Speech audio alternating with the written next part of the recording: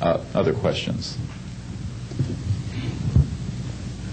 Thank you. My name is Murray Felsher. I publish a newsletter downstairs here called the Washington Remote Sensing Letter that deals with reconnaissance and surveillance of the Earth from space. My question is this. Since 1972, with the launch of Landsat 1, and now with the launch of commercial space imagery, there are some archived, I would say, upwards of 35 million photographs of the Earth from space. And not one of them has shown a flying saucer. Are you suggesting that these have been airbrushed out? We're suggesting that there is a system before the public gets hold of anything that's off of a government-connected satellite. There is a compartmented operation that does indeed sanitize them from this type of evidence. And I think the testimony of the gentleman who was with the Defense Intelligence Agency, Mr. Maynard, Ms. Hare, and others would substantiate that. We have other witnesses who have been involved in projects where such items have been sanitized out. It could also be that if you did a thorough search, you might find a few that slipped through. We obviously haven't had the research dollars to go through all the millions of images that are cataloged to look for them, but we do know there's been a very thorough sanitizing of this. And people should not be naive about the extent to which covert programs using billions of our tax dollars have been able to effectively hide this. This is one of the sort of myths of both the media and the public. It's sort of a Pollyanna myth that we live in a society where such things could not be done. In fact, they are done, and we can prove that they have been done. Discredit these entire proceedings here, and I'm wondering how your screening process went. Can you tell us a little bit about your satisfaction level with that? Well, I'm very satisfied that these are genuine and good people who are speaking truthfully. Out of 400 people that I'm dealing with, not 20 times this number, have I been fooled? Yeah, I'm an emergency doctor. Let me say something. People come into the emergency department with flank pain, riding on a stretcher. What have they got? A kidney stone, right? Yeah, well, some of them go into the bathroom, prick their finger, and squeeze blood into the water, the urine sample, to show that they have blood in their urine so they can get a narcotic injection. Now, have I been scammed as an emergency doctor? Because, I'm bright enough to kind of know when I'm being scammed. But have I occasionally? Yeah. Is it possible? It's possible. Is it likely? No. And here's what's more important. You don't not treat or accept the testimony or the history of every patient that comes in with flank pain and assume that they're lying just because you've been scammed once or twice. This field, you make a very good point, is filled with hoaxes and scams and what have you. It doesn't mean, however, that all of it is. And in fact, what we're saying after 8 years of research, we have found the documents, the top secret witnesses, the insiders willing to testify under oath before Congress that this is true. Now, here's another key point.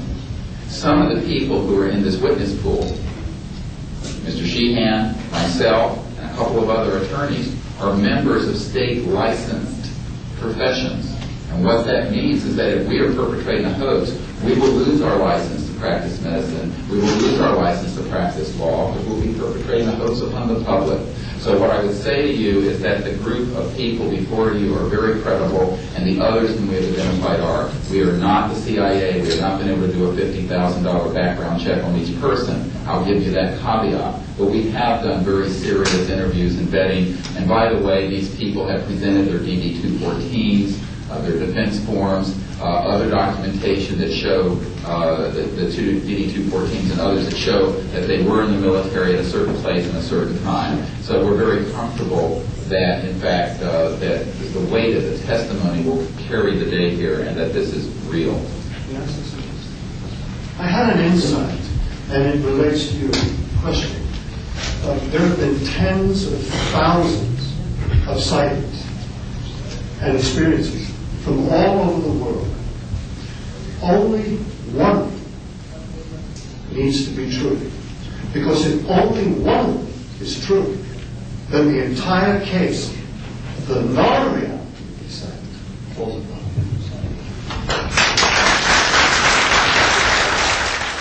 Such evidence out of the public domain, yes. A priori, all signed agreements and oaths that have flowed from such operations are null and void. What that means is, in legal theory, is that if it's an illegal enterprise, The agreements, those that are entered into as a result of that illegal enterprise, have no legal standing. So one of the things I would like to announce today is all of the men and women listening to this need to know they are free to speak. We are declaring all national security oaths on this subject null and void. They have flowed from illegal operations that have no standing constitutionally. My people, my mother's family, who fought in the American Revolution, were prisoner of war with the British to help found this country, did not fight and die to form the United States so that this kind of chicanery can go on. So these men are free to speak, and there can be no legal repercussions against them.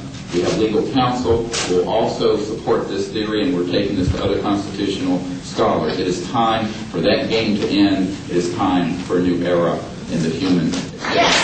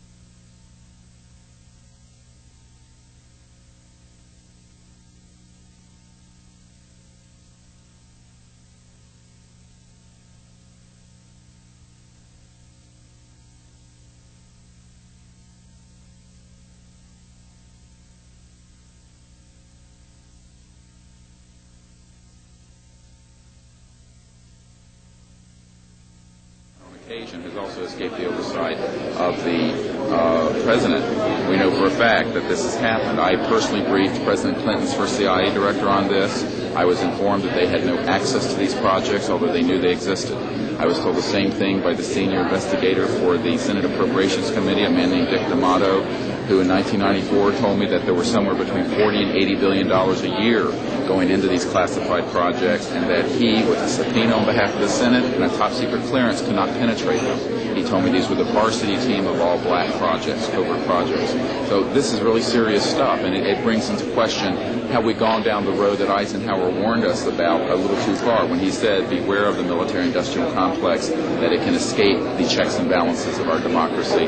And I think on this particular issue, it in fact has, and it's time for the Congress to represent the people in this regard and to reassert its oversight of these projects. One last question. When you talk about putting the checks and balances back into place, talk about the passion of these people, if you would. How confident are they? Well, they know what they saw. I mean, these are men ranging from Air Force and NRO officials to people who have been contract agents for the CIA to people who have been pilots in World War II and are heroes of our country, the greatest generation that Tom Brokaw talks about.